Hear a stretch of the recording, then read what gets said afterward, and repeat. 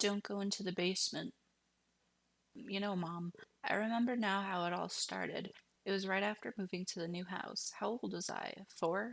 Maybe 5? I was so young, so innocent, so unsuspecting. The new house was beautiful, Mom. Do you remember how I used to run from room to room? You always laugh so hard when you recount those times. We were so happy, all of us. The house was so big, much bigger than the old house. This one had 2 floors. The main floor had the living room and 3 bedrooms. Judy's, Dad's, and yours, and my bedroom at the end of the hall. Do you remember what I used to tell you about the basement, though? I always told you not to go into the basement, but you would brush it off, way away my fears. You probably don't remember me telling you at all, but I remember. I can never forget. It started with going downstairs on my own a few times. When I would go down there to get something, I would see things moving, small black things in the corners, on the top of the TV cabinet, in the hallway, in the laundry room, anywhere. They would move in and out of the corner of my eye. This would cause me to dash into the half-dim room and scurry upstairs. I remember one time Dewey commented, "Oh, Kelsey's scared again." I was scared of these beings, Mom. I was so scared. When you sent me down into the darkness alone, I feared for my life. I never knew what would happen when I was down there. I got to the point that I never went anywhere without turning a light on. A light switch would always be switched before going in any room, and then a frightening dash back upstairs. But I also didn't want anyone to know I was afraid. I hid my fear the best I could, Mum. That was until seeing wasn't the worst part. It was not long until after I began seeing them that I started hearing them, saying things in hushed whispers, mocking me, snickering, moving objects in the basement. The small noises meant nothing to you and the rest of the family. You would always turn your backs to the sound. You could always turn your back to the sounds. You closed your eyes to the unknown living in your house. I remember this one time you found a handkerchief waiting for you on your bed. You laughed it off. You all laughed it off. You all laughed it off. The handkerchief didn't belong to any of us, and it was just waiting there for you, almost like a warning, but you all thanked the beings for their kind gift, making a mockery and a joke of it. Mom, why didn't any of you listen to me when I told you to stop? By the time I was 8, the voices were a constant occurrence in the house. I could hear every word they said. These creatures, which I called the Whispers, talked about everything.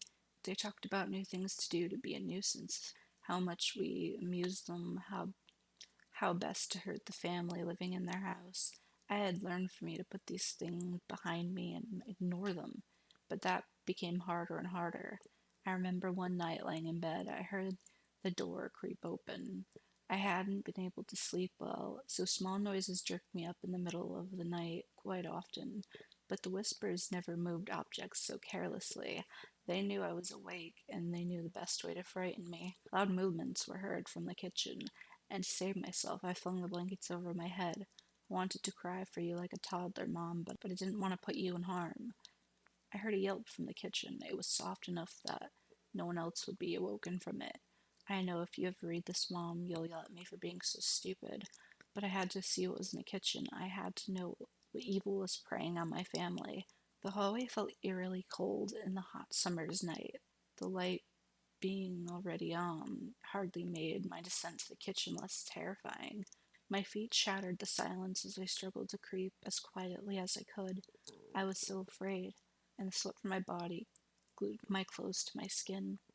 Mom, I don't want to scare you with describing what was in the kitchen, but I'll tell you the best of what was there.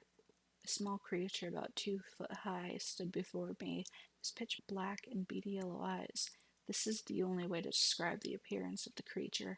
Mom, it smelt like a mixture of vegetable oil and the paving stuff that they put on cracks of roads. It gave off the sound like a crackling fire and constant murmuring whispers. The creature made me afraid, Mom. It was fear incarnate. This creature drove a stake right into my soul, making me cold and writhe in true darkness. When I watched this, the thing that stared me down with its open mouth, which was invisible at first glance, its mouth was simply a hole full of razor-sharp teeth. and it snickered as I gasped at the pure horror of the scene. As quickly as it opened, the creature's mouth closed, and it turned its gaze over to its right. Mom, I hadn't noticed Dino. Dino, our poor hounds lie directly in the center of the kitchen underneath the countertop. A large butcher knife was nestled gently between two of her ribs. Dinah whined the one last time as she took in her last breath and died a painful death. I didn't know what to do then, Mom. I had no control of my body that time. I cried. No, I screamed while tears fell from my eyes. I didn't know what else to do, Mom. I couldn't help it. That's when I heard them down the hall. Judy's door, and your door was open. Oh God, Mom, I was so frightened without thinking it. I ran into Judy's room. Judy. Judy was dead, Mom. I found her mutilated, but I know you wouldn't want details of how your daughter was killed. Let's just agree that she had not stood a chance. I had no time to grieve. I had to check on Dad. Strangely, the light to your room was on, so I didn't need to go too far inside to see Dad laying on the ground in a distraught and disturbing way. Two butter knives were lodged into his neck. Mom, I don't know how that was done. You were not in the room. You weren't there. Why weren't you in your room? Did you hear it coming? The footsteps?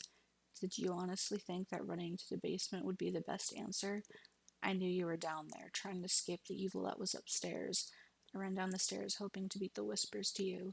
I found you in the family room, Mom. The light was off. I found you in front of the TV. You had gashes in your head and your legs. You were losing so much blood.